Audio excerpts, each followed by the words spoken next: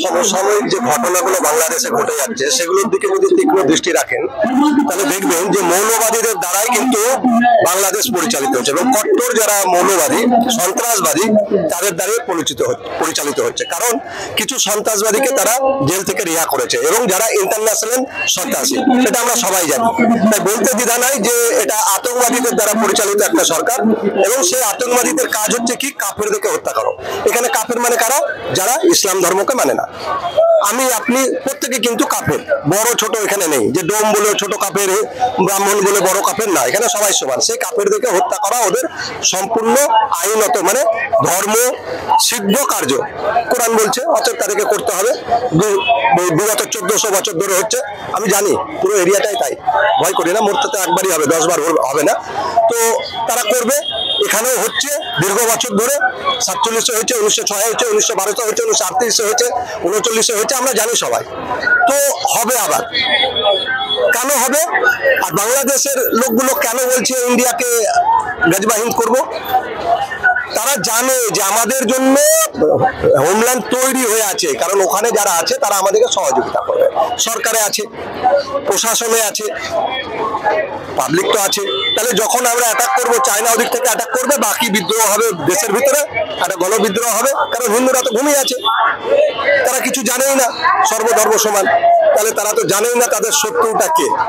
তো তাই তারা জানে যে কি করে আমরা দখল করবো। তো সেই প্রসেসে ওরা প্রস্তুতি নিয়ে আছে। আমরা ঘুমিয়ে আছি, মূর্খের দল, ছাগলের দল। তা আমরা জানি না কিছু। যেদিন হবে ওই রাত্রিরে, যেমন হয়েছিল বাংলাদেশে, যেমন হয়েছিল 47 সালে সব ভোরবেলায় আবার হবে। এবার যারা যাচ্ছে তাদের ডিউটি, আমাদের জেগেছি, আমরা জানতে পেরেছি, তারা আমাদের ডিউটিটা আমরা করছি, আমরা আমাদের ডিউটি করব। কারণ জানি একবারই মরবো, 10 বার মরবো না, মরতে তো হবেই। তাই আমরা আমাদের কাজটা করছি, কারণ ঈশ্বর আমাদের মানবিকতা দেখানোর কাজ, মানবিকতা পালন করার জন্য মানুষকে সৃষ্টি করেছে, মানুষকে কাটতে মারতে ধরতে করেনি। তা আমরা আমাদের ডিউটিটা করছি, মানুষকে বলছি যে সবাই সমান। আমরা বাসুদেব কুটুম্বকম বলি, কেন বলি না? গোটা বিশ্ব আমাদের আত্মীয়, গোটা বিশ্ব আমাদের পরিবার। সর্বভবন্তু সুখী না কেন বলি? প্রত্যেক মানুষের জন্য আমরা কল্পনা করি যেন সকলে সুখী থাকে। সর্বরোগ নিরাময়া, মানে সকলের যেন রোগ না হয়। আমরা বলি এটা আমাদের বেদে বলছে। তো আমি বেদকে অনুসরণ করি, বেদকে প্রচার করি, তাই আপনাকে অল্প বললাম, কারণ বলতে গেলে তো অনেক কথা। তো আমরা সবার জন্য ভাবি, কিন্তু ঈশ্বর যেমন সবার জন্য ভাবে। একটা মা কিন্তু 4টা 10টা ছেলে থাকলে 10টা ছেলের জন্য সমান ভাবে, তাহলে ঈশ্বর আমাদের সেই ভাববে। তাহলে আমরা সবাই ঈশ্বরের সন্তান, তাহলে প্রত্যেকে আমার কাছে সমান। সনাতন ধর্মের বিশিষ্টতা হচ্ছে এইখানে।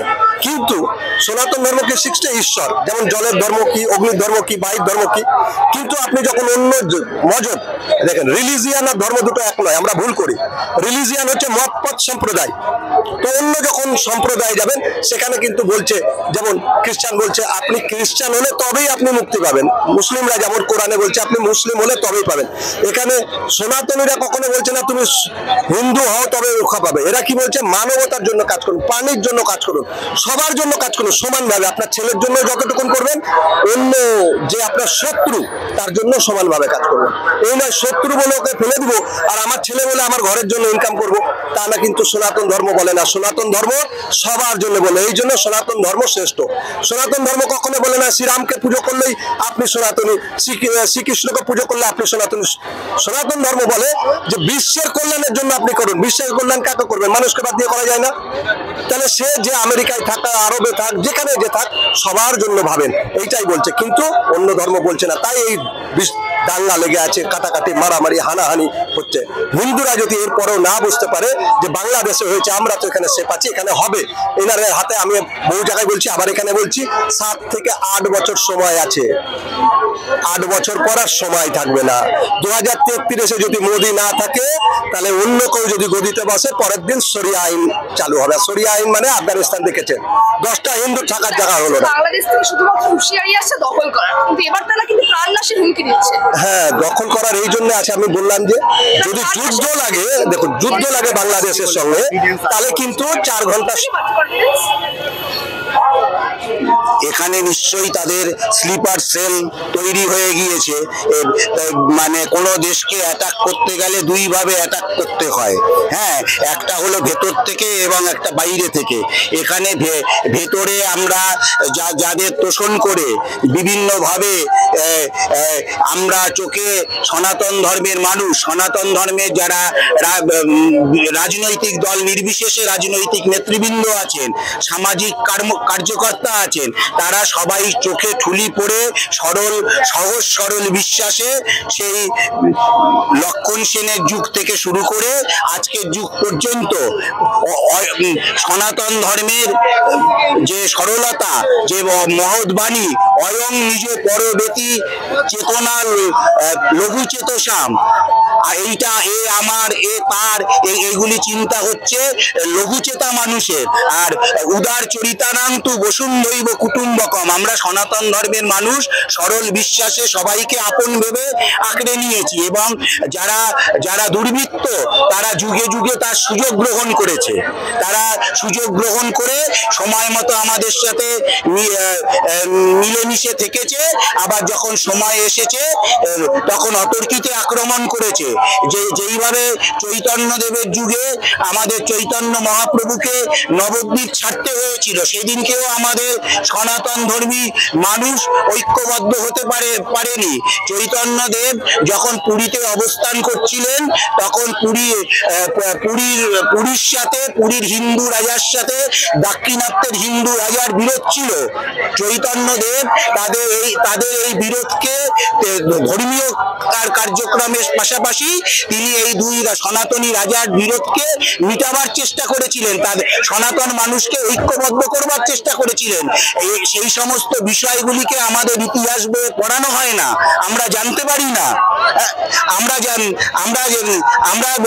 জানতে পারি না আজকের যে পবিত্র দিন, আজকে বড়দিন পালন হচ্ছে প্রভু যীশু খ্রিস্ট আর মা মেরিকে আমরা সনাতন ধর্মী মানুষ, আমরা তাদের ধর্মকেও শ্রদ্ধা জানাই, কিন্তু বিনম্রতার সাথে এটা বলি যে মহারাজ বলছিলেন ধর্ম আর রিলিজিয়ান এক নয়, এবং সেটাই সত্য যে প্রভু যীশু খ্রিস্টের আবির্ভাবের আগেও পৃথিবীতে ধর্ম ছিল। হযরত মুহাম্মদ সাহেব পবিত্র কোরআন শরীফ প্রবর্তন করবার আগেও পৃথিবীতে ধর্ম ছিল, তাদের বাবা মায়েরও ধর্ম ছিল। সেটাই হচ্ছে শশাগড়া বসুন্ধরাতে একমাত্র সত্য সনাতন ধর্মই ছিল। সেই সনাতন ধর্মের কথা কি?